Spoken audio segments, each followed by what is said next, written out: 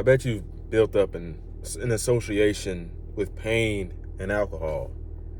Every time you get in some type of painful situation, like you feel great emotional distress. So let's say you lose your job or something bad happens at your job, you get rejected, your relationship, you get into an argument with your woman, or for whatever reason, something goes wrong, and whatever happens causes you high levels of emotional distress. And in order to soothe or regulate this emotional distress, you drink. You get wasted. You take a bottle of wine, a bottle of whiskey, and you drink. You drink. And this is utterly unhealthy. You already knew this shit. You already knew drinking is bad for you. You know drinking is going to kill you. You know drinking and just self-harm in general is literally going to fuck up your life. Not only your life, but other people's lives. And it's going to fuck up your future too. You want things out of life, right? So why do you keep drinking even though you know it's bad for you? Because it's not you that's drinking that alcohol. It's your ego, your pain body. Your ego is basically a phenomenon like your thoughts, your beliefs, everything that the thoughts in your head, that internal voice, that voice that's in your head telling you that you're not enough, telling you that you're anxious, and those thoughts feed your body. And your body reacts to those thoughts. So when you're telling yourself you're not enough, telling yourself that you don't have, you're just depressed or whatever, you hate your life, your body responds with depression. Your body responds with anxiety, intense anxiety, panic attacks, heart problems, health problems, sleep problems, all types of things. So when you drink alcohol, it makes it worse. But the problem is the pain body, which is this intense emotional pain. It takes over you. It takes over you. It takes over your actions.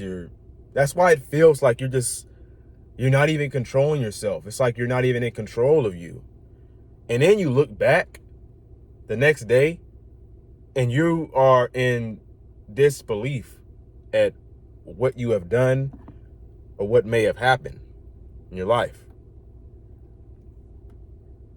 So that's the phenomenon, and it's great to understand what is going on. So now, let's talk about how we can fix this, how we can get to the bottom of this situation that's causing you intense emotional pain and keeping you stuck in a loop, in a pattern that you don't want to be in. Because I used to be in this pattern. Every time I'd have relationship problems, I'd have problems with my job, or I'd be under a lot of stress, my pain body would get activated. This was like around 2 or 3 years ago. I was working at Amazon, delivering packages. I come home, stressed out, relationship problems. I get drunk, cause problems in my relationship, and then the next day, everything's back to normal. Then it's just a cycle, toxic cycle. Make a little bit of progress, then you self-sabotage. And you go right back to where you were because your pain body takes over. Now, how can we overcome this? Overcome this thing that causes us to spiral out of control, and it makes our lives even worse, and it makes us question life. Is it by trying to get rid of it? Is it by hating ourselves even more, or feeling bad about ourselves? The fact that we keep relapsing and going back to other things? No. What you must do is be aware of it. You must be aware of your pain body. You must be aware of your ego. You must be aware of your stress. You must simply be aware of it. Because when you're not aware of it, you're unconscious. If you were conscious, you wouldn't be doing all these things. Think about it. You wouldn't be getting drunk, even though you know it's bad for you, if you were conscious. You are not your thoughts. You are not your ego. You are not your beliefs. You are not that internal monologue voice that's in your head. You are you.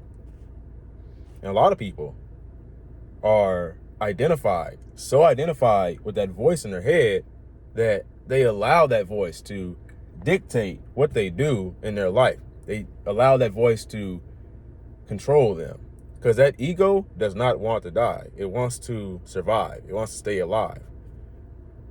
So what you have to do is not identify with that ego, not identify with that pain body.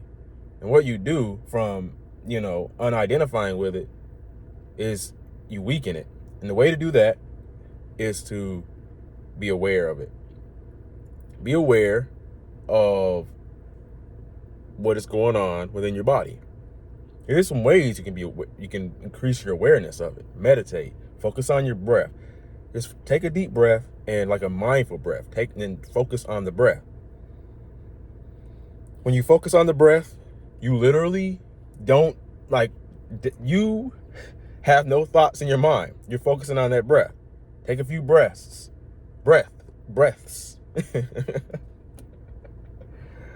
Take some breaths.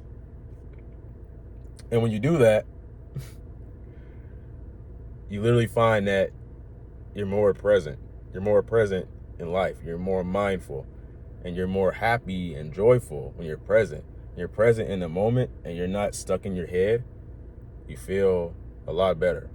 Some ways to do that, like I said, meditation. You can journal. You need to say your prayers.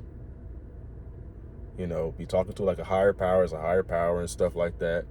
That's great. Religion and all that. And one thing that's very great for your body that a lot of people don't talk about, they do talk about it, but it's fitness.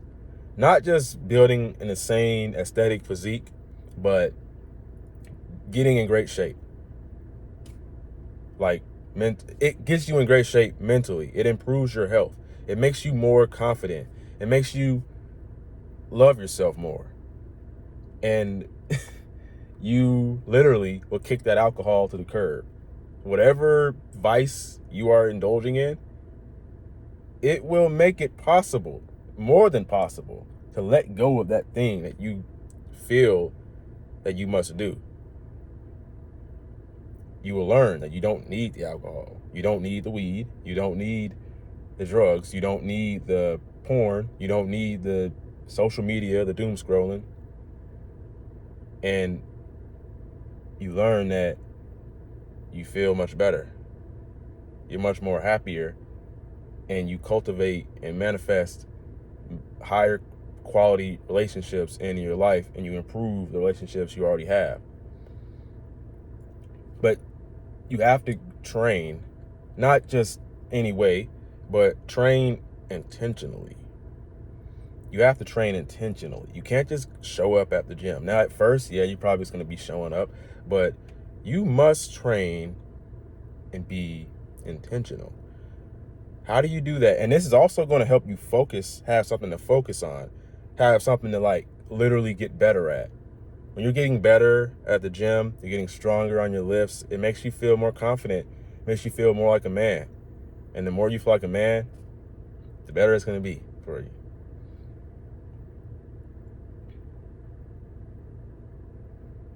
This is really something that's going to take your life to the next level. And the best way to do that is to be inspired by someone who's already on that journey. That's why I'm proud to announce I'm an online fitness coach.